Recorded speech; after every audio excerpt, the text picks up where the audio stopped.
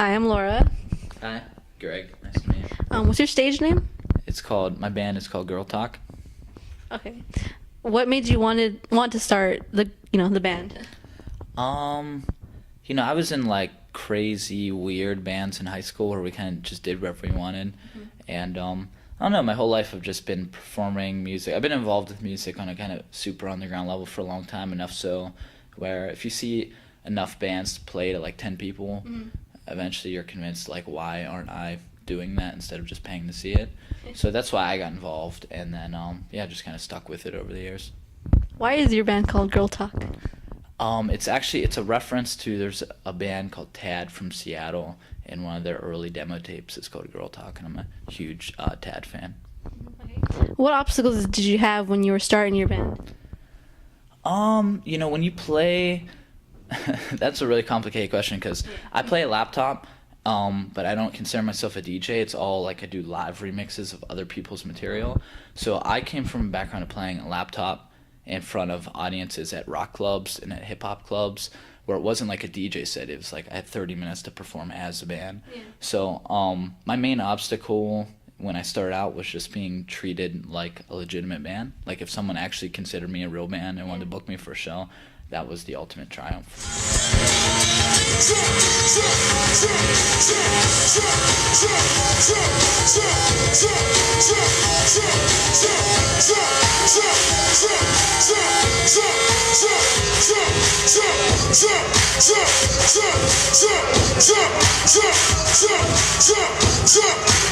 Listen, yo, tell you right now, this is the stage to party.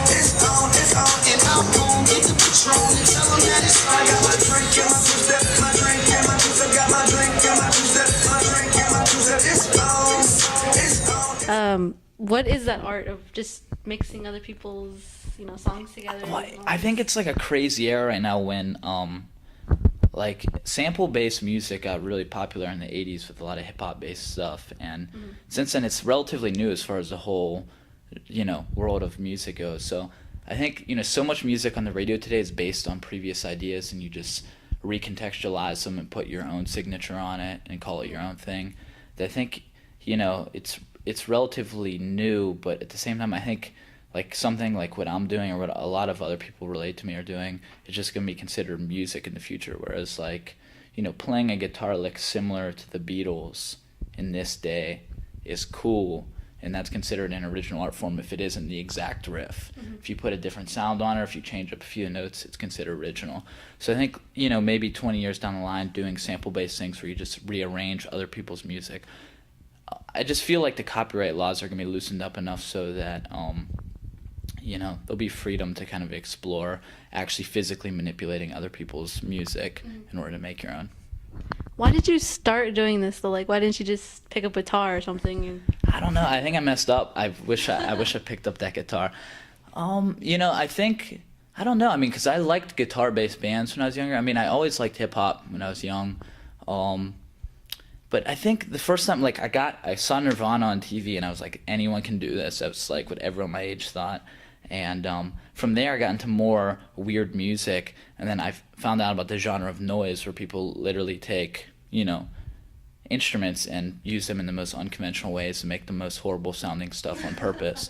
And I was like, this is so exciting to me that anyone can just manipulate these things, and they just do whatever you want, and it's a performance. Maybe 10 people will pay, but still, like, you're a band to those 10 people.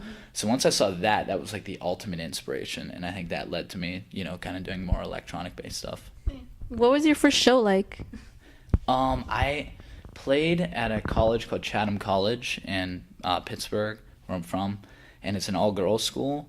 and every other band on the lineup had like a female front person or was all female.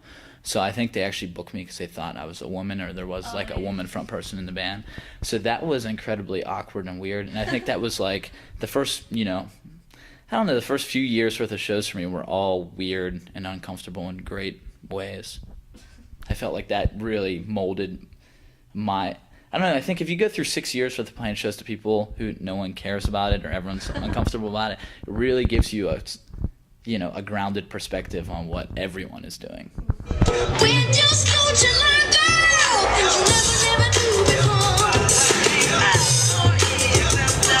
And what 2 + 2 makes 4, I'm gonna teach you all about again.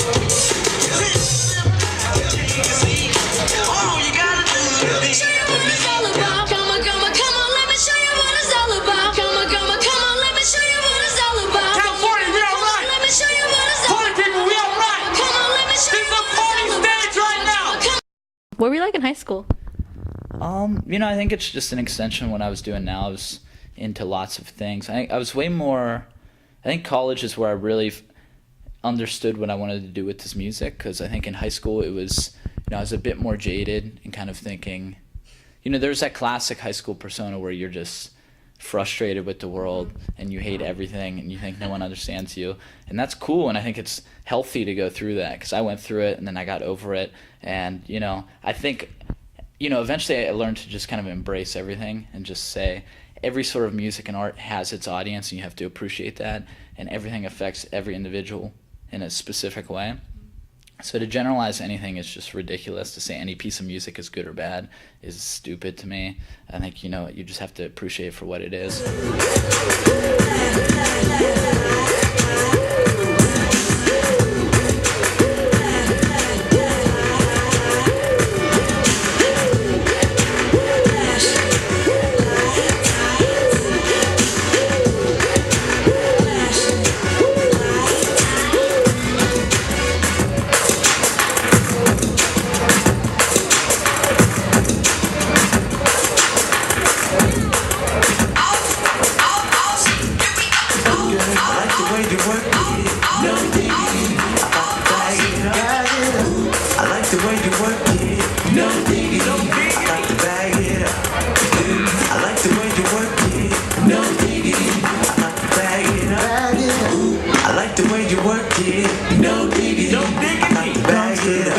Other advice for kids who are trying to do the same thing you are? I would say my advice would be to do whatever you want without being concerned about being successful, because I feel like that's the best way to be innovative. And if you just do whatever, that's what I've always done. It kind of worked out, and I don't think you should aim for it to work out. I think you should just aim. If you're doing music or art, the goal shouldn't necessarily be making money or selling out shows. It should just be making stuff you're interested in. If it happens to work out, then that's cool. I think if you just stick to your guns and do what you like, if people catch on to what you're into, then eventually people are going to be viewing it from the perspective that you're innovating, because you're coming at it with this original perspective. By no means that bad, long as she doesn't have it. Baby, you're a perfect 10. I wanna get in, can I get down so I can? I like the way you work.